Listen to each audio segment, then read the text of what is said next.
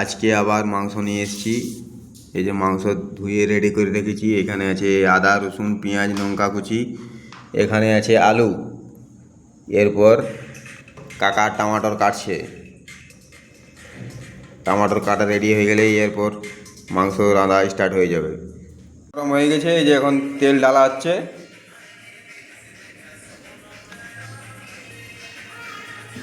এরপর তেল গরম হবে,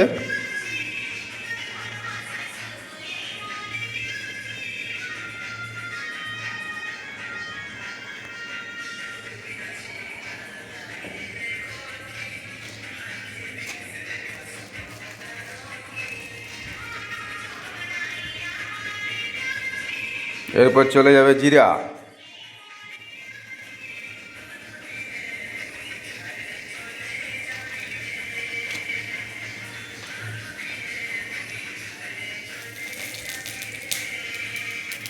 আদা রসুন পেঁয়াজ কুচি লঙ্কা কুচি সব এখন ঢেলে দিলাম।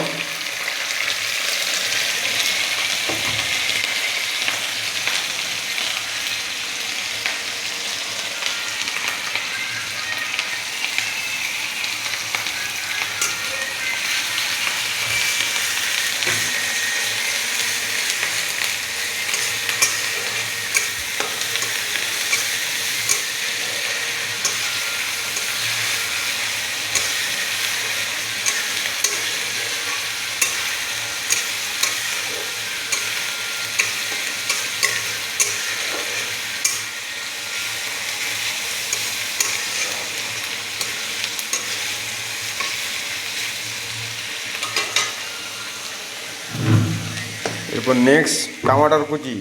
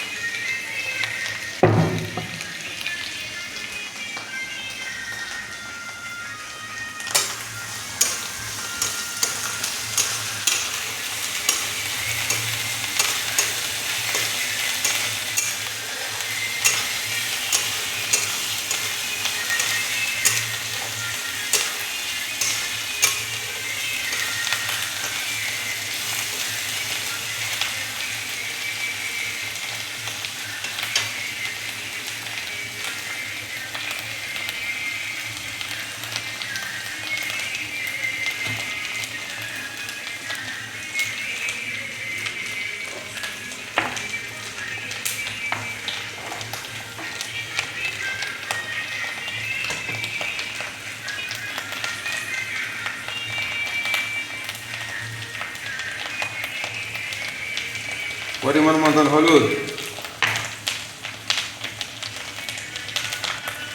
পরিমাণ মতন ধনিয়া পাউডার,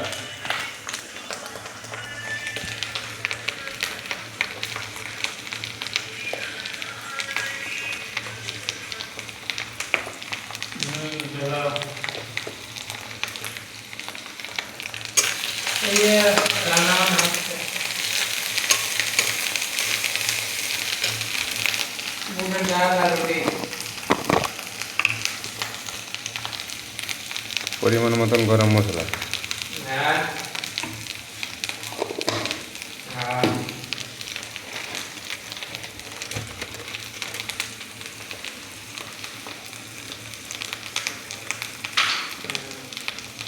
এক চামচ নুন,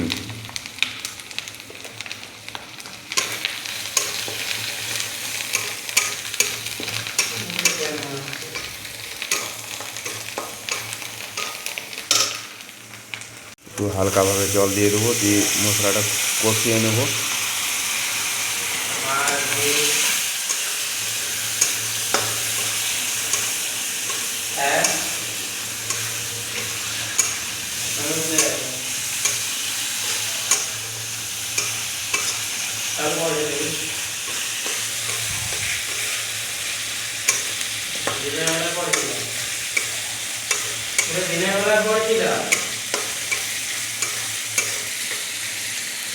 এখন ধুয়ে রাখা আলু ধুয়ে রাখা মাংস ঢেলে দেবো।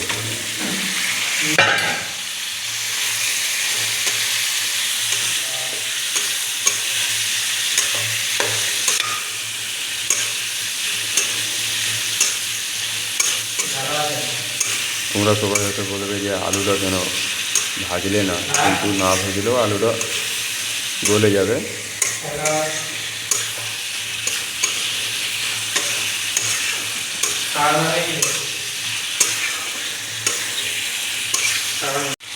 দেখো মশলা থেকে তেল ছেড়ে দিয়েছে।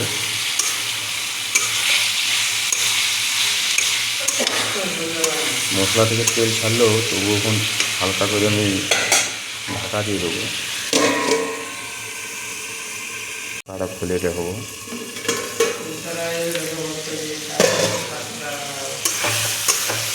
মশলাটা কষানো হয়ে গেছে, এখন জল ঢেলে দেবো। পুরা তেল ছেড়ে দিয়েছে, মাংসর থেকে পুরো তেল ছেড়ে দিয়েছে। এরপর জল ঢেলে দেবো।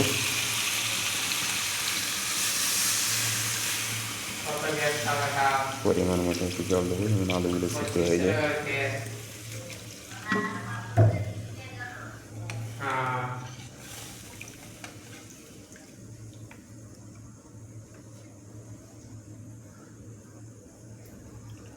লাইক, শেয়ার, কমেন্ট অবশ্যই করে দেবেন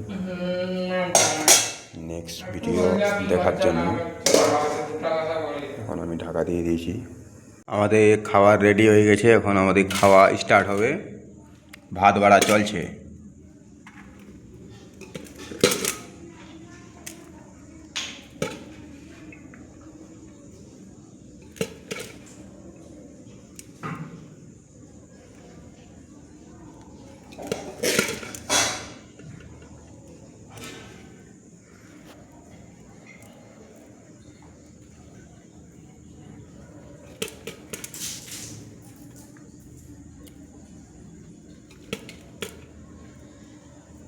খাবো এই খাবার,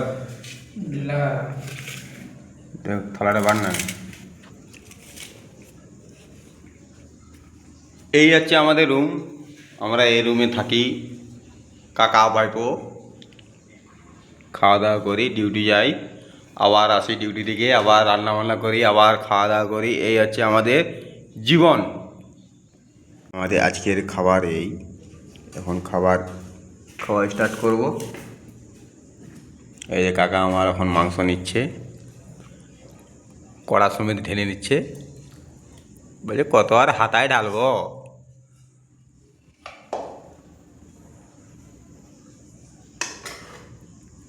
বাবা কেমন হয়েছে মাংসটা? খুব ভালো হয়েছে।